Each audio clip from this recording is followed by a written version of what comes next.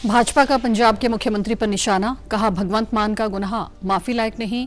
Viral video मामले में फर्जी फोरेंसिक रिपोर्ट तैयार करने का खुलासा। 2 आरोपी गुरुग्राम से गिरफ्तार, आज होगी पेशी। पंजाब में 25 जून से बीएलओ घर घर जाकर करेंगे मतदाताओं का सत्यापन। मुख्य निर्वाचन अधिकारी ने चंडीगढ़ में प्रेस वार्ता कर दी जानकारी। कहा 24 जुलाई तक चलेगा अभियान, 1 अक्टूबर को होगी प्रकाशित अंतिम मतदाता सूची। और हरियाणा के मुख्यमंत्री नायब सिंह सैनी ने पेपरलेस रजिस्ट्री 2.0 व स्वचालित इंतकाल प्रणाली का किया शुभारंभ।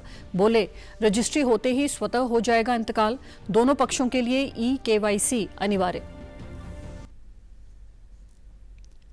नमस्कार, चंडीगढ़ से आपका स्वागत है। मैं हूं भानुप्रिया।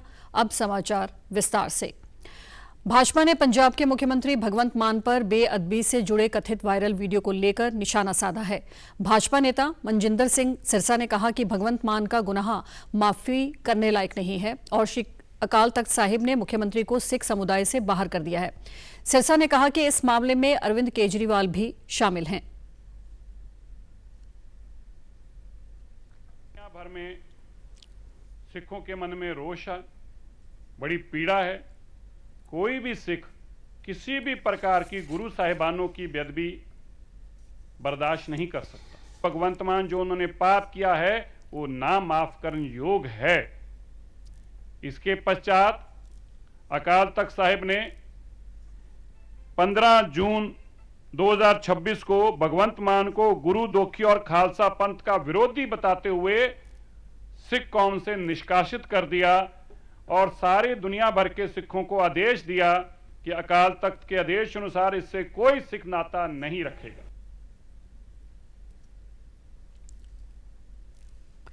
पंजाब के मुख्यमंत्री भगवंत मान से जुड़े कथित वायरल वीडियो विवाद ने अब नया मोड़ ले लिया है। गुरुग्राम पुलिस ने फर्जी फोरेंसिक और साइबर रिपोर्ट तैयार करने के आरोप में 2 लोगों अरुण महेंद्रू और अंकित को गिरफ्तार किया है। ये एफआईआर जसप्रीत सिंह जस्सी नाम के व्यक्ति की शिकायत पर दर्ज की गई है, जो लैब मालिक है। शिकायतकर्ता का आरोप है कि उससे वीडियो को एआई जनित या छेड़छाड़ किया हुआ साबित करने वाली रिपोर्ट तैयार कराने के लिए दबाव बनाया गया। 10 लाख रुपए की पेशकश की गई और धमकियां भी दी गई। इस मामले में पंजाब सरकार के कुछ अधिकारियों के कथित भूमिका पर भी सवाल उठ रहे हैं।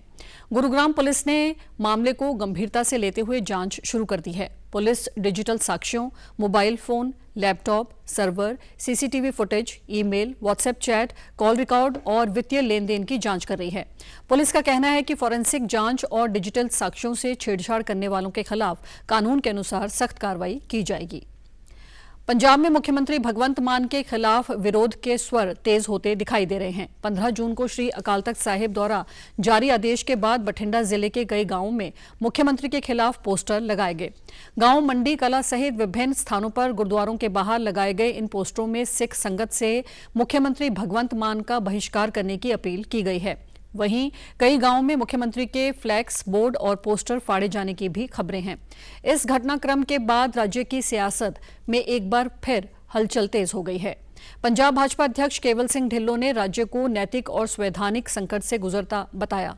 उन्होंने भगवंत मान के इस्तीफे की मांग करते हुए कहा कि मामले में दर्ज एफआईआर और लगाए गए आरोपों की निष्पक्ष जांच होनी चाहिए।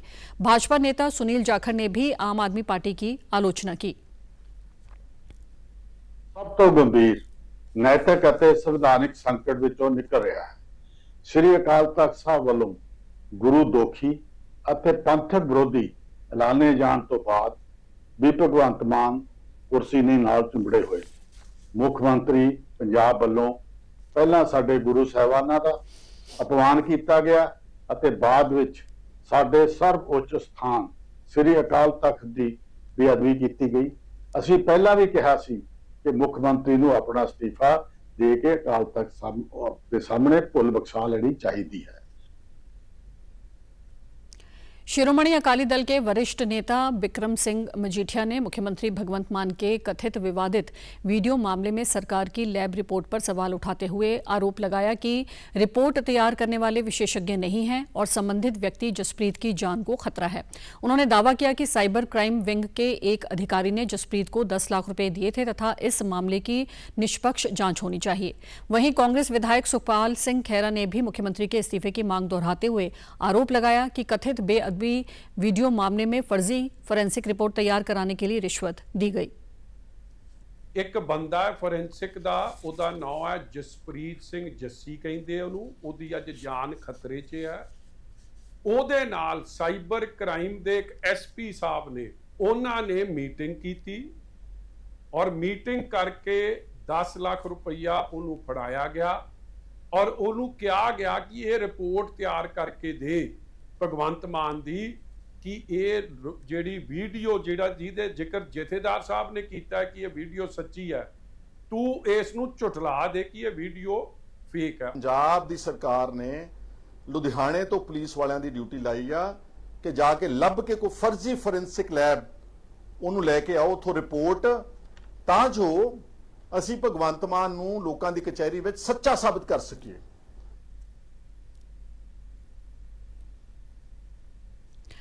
राष्ट्रपति द्रौपदी मुर्मू ने कल राष्ट्रपति भवन में 65 पद्म पुरस्कार वितरित किए। इस साल के दूसरे नागरिक सम्मान समारोह में 2 पद्म विभूषण, 7 पद्म भूषण और 56 पद्मश्री पुरस्कार प्रदान किए गए। पुरस्कार पाने वालों में डेरा सचखंड बलां के प्रमुख संत निरंजन दास को समाज सेवा और जनहित कार्यों के लिए पद्मश्री सम्मान देकर सम्मानित किया गया।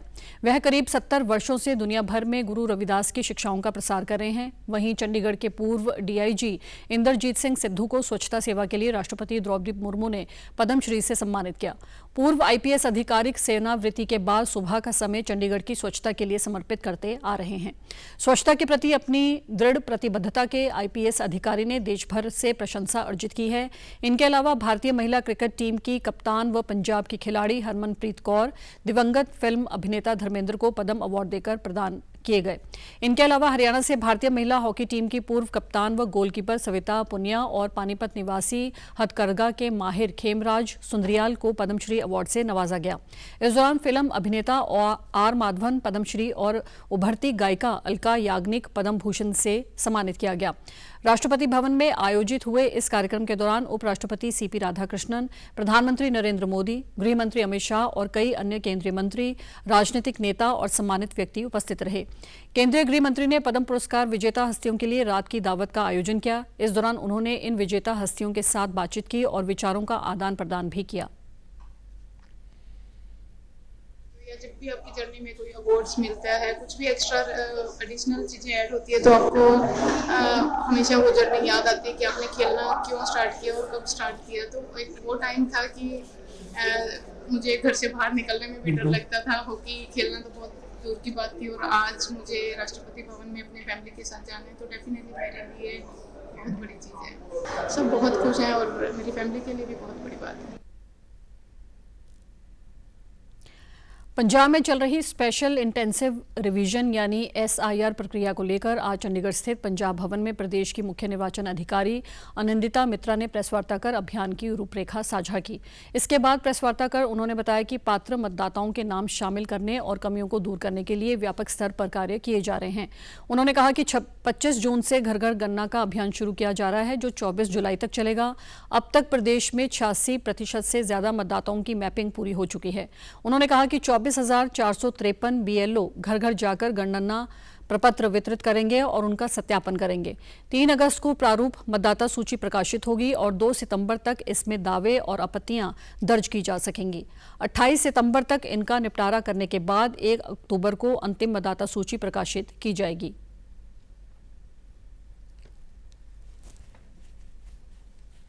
पच्चीस जून तो लैके 24 जुलाई तक चलना है, वो कल शुरू हो रहा हैगा ते 24 जुलाई तो पहले असी ओनू मुकम्मल करना है। पहली जेडी रोल ड्राफ्ट रोल पब्लिश होगी वो होगी 3 अगस्त नू। क्लेम्स एंड ऑब्जेक्शंस का दौर चलेगा 3 अगस्त टू लेके 2 सितंबर तक।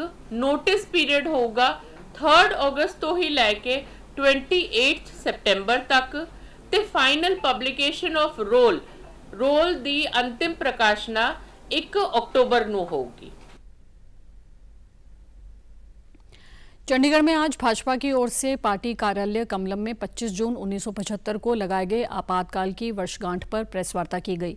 इस दौरान भाजपा के पूर्व प्रदेश अध्यक्ष व हिमाचल प्रदेश के सह प्रभारी संजय टंडन और प्रदेश अध्यक्ष जतिंदर पाल मल्होत्रा ने आपातकाल को भारतीय लोकतंत्र का काला अध्याय बताते हुए इसे संविधान और लोकतांत्रिक मूल्यों पर हमला करार दिया। उन्होंने कहा कि आपातकाल के दौरान नागरिक अधिकारों का हनन हुआ और लोकतांत्रिक संस्थाओं को कमजोर कर दिया गया। ये केवल लोकतांत्रिक निर्णय नहीं था बल्कि भारत के लोकतांत्रिक ढांचे पर सुनियोजित हमला था। आरएसएस, भारतीय जनसंघ और विपक्षी दलों के हजारों कार्यकर्ताओं को प्रताड़ित किया गया। वहीं जतिंदर पाल मल्होत्रा ने कहा कि भाजपा सदैव लोकतांत्रिक मूल्यों, संवैधानिक परंपराओं और नागरिक अधिकारों के लिए सदैव प्रतिबद्ध रही है और आगे भी रहेगी।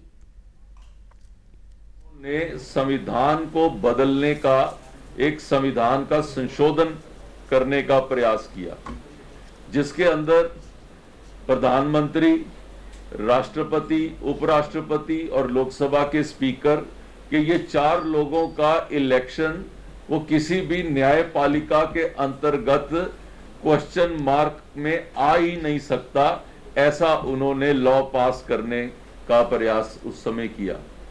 अतीत को बताना, अपनी सभ्यता के अतीत को बताना, अपने देश के अतीत को बताना आने वाली जनरेशन्स को, ये हमें जरूर ये काम करना चाहिए ताकि आने वाली जनरेशन्स को पता लगे भी हिंदुस्तान में संविधान की हत्या कैसे हुई थी। हरियाणा के मुख्यमंत्री नायब सिंह सैनी ने कल हरियाणा निवास पर आयोजित कार्यक्रम में रिमोट का बटन दबाकर ऑटो म्यूटेशन प्रणाली एवं पेपरलेस रजिस्ट्रेशन 2.0 का आगाज किया। कार्यक्रम में हरियाणा के सभी जिलों से भी विभाग के अधिकारीगण और उपायुक्त वीडियो कॉन्फ्रेंसिंग के जरिए जुड़े थे। इस मौके पर मुख्यमंत्री ने कहा कि पहले लोगों को इंतकाल और भूमि संबंधी कार्यों के लिए 1-1 और 2-2 वर्ष तक इंतजार करना पड़ता था। आम नागरिकों को बार-बार कार्यालयों के चक्कर लगाने पड़ते थे। नई व्यवस्था के तहत अब रजिस्ट्री होते ही इंतकाल स्वतः दर्ज हो जाएगा तथा रजिस्ट्री के समय ही संबंधित इंतकाल नंबर उपलब्ध हो जाएगा। जिन मामलों में खेवट विभाजन की आवश्यकता नहीं होगी उनमें 24 घंटे के भीतर इंतकाल स्वीकृति कर दिया जाएगा। दोनों पक्षों के लिए आधार आधारित ई-केवाईसी अनिवार्य की गई है, जिससे पहचान की 100% पुष्टि सुनिश्चित होगी। मुख्यमंत्री ने विश्वास व्यक्त किया कि पेपरलेस रजिस्ट्री 2.0 और स्वचालित इंतकाल प्रणाली के लागू होने से प्रदेश में राजस्व प्रशासन अधिक पारदर्शी, जवाबदेह, भ्रष्टाचार मुक्त और नागरिक केंद्रित बनेगा तथा लोगों को तेज, सरल और समयबद्ध सेवाएं प्राप्त होंगी। अब रजिस्ट्री के लिए आवेदन फार्म पहले से अधिक सरल और यूजर फ्रेंडली बनाया गया है। दोनों पक्षों के लिए आधार ई-केवाईसी अनिवार्य किया गया है। इससे पहचान की 100% वो पुष्टि होगी।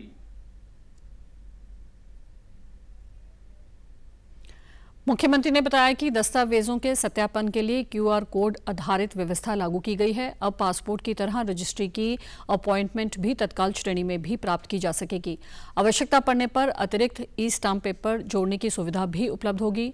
DTP तथा NOC के लिए अलग से दस्तावेज प्रस्तुत करने की आवश्यकता नहीं होगी तथा विभागीय सत्यापन की पूरी प्रक्रिया ऑनलाइन होगी।